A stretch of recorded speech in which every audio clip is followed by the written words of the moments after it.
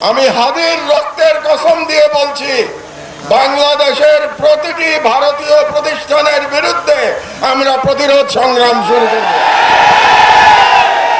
আমি সরকারের প্রতি আহ্বান জানাচ্ছি, 25 তারিখের মধ্যে যদি এই খুনিদের পাঠিয়ে দেয়া না হয় বাংলাদেশে, তাহলে বাংলাদেশে কর্মরত প্রতিটি ভারতীয়ের ওয়ার্ক পারমিট বাতিল করতে হবে। ভারত বাংলাদেশের বিরুদ্ধে ইতিমধ্যে যুদ্ধ ঘোষণা করেছে। কারণ হচ্ছে, আন্তর্জাতিক আইনে বলে, আপনি যখন আপনার দেশে সন্ত্রাসীদের আশ্রয় দিয়ে তাদের মাধ্যমে অন্য কোন দেশের অভ্যন্তরে বিশৃঙ্খলা এবং সন্ত্রাসী কর্মকাণ্ড করবেন, তার অর্থ হচ্ছে আপনি সেই দেশের বিরুদ্ধে যুদ্ধ ঘোষণা করেছেন। কাজেই আমি সরকারের প্রতি আহ্বান জানাচ্ছি, আপনারা অনতিবিলম্বে জাতিসংঘে ভারতের বিরুদ্ধে নালিশ উত্থাপন করুন যে ভারত বাংলাদেশের বিরুদ্ধে অঘোষিত যুদ্ধ ঘোষণা করেছে, এবং এর বিরুদ্ধে জাতিসংঘের সাধারণ পরিষদ এবং সিকিউরিটি কাউন্সিলে আমাদের অনতিবিলম্বে যেতে হবে।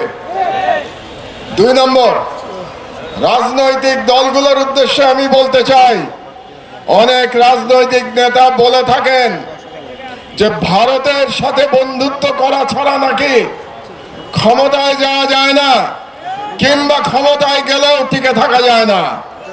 ভারতের সাথে বন্ধুত্ব করে যদি ক্ষমতায় টিকে থাকা যেত, তাহলে শেখ হাসিনাকে পালিয়ে ভারতে আশ্রয় নিতে হতো না। কাজেই আমি ওই সমস্ত রাজনীতিবিদদের বলে দিতে চাই, এই ওসমান হাদির বাংলাদেশে ভারতের দলালি করে কোনো রাজনৈতিক দল ক্ষমতায় যেতেও পারবে না, ক্ষমতায় টিকে থাকতেও পারবে না। 3 নম্বর, আমি ভারত সরকারের প্রতি আহ্বান জানাচ্ছি, আগামী 25শে ডিসেম্বরের মধ্যে আপনারা খুনি মৃত্যুদণ্ডপ্রাপ্ত শেখ হাসিনা এবং আসাদুজ্জামান খান কামাল এবং হাদির হত্যাকারী, হাদির উপরে আততায়ী যারা ছিল, তারা যদি ভারতে আশ্রয় নিয়ে থাকে, তাদেরকে 25শে ডিসেম্বরের মধ্যে আপনারা হস্তান্তর করুন, প্রত্যর্পণ করুন।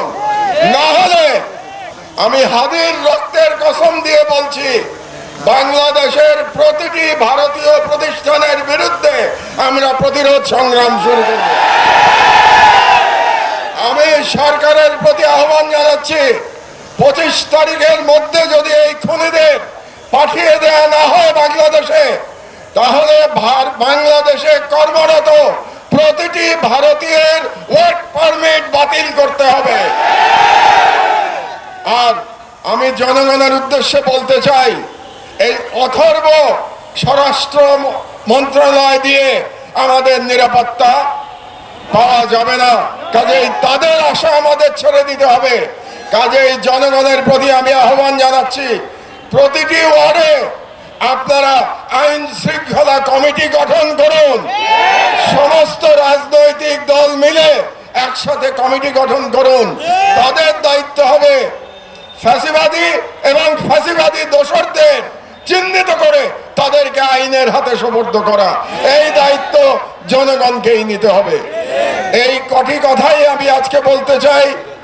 সন্ধ্যা হয়ে গেছে, আমাদের হাদি হয়তো এতক্ষণে সিঙ্গাপুরে পৌঁছে গেছে। আমি মহান আল্লাহ তাআলার কাছে করজোরে মিনতি জানাচ্ছি, ফরিয়াদ করছি, আমাদের হাদিকে আল্লাহ আমাদের মাঝে আপনার ফিরিয়ে দিন।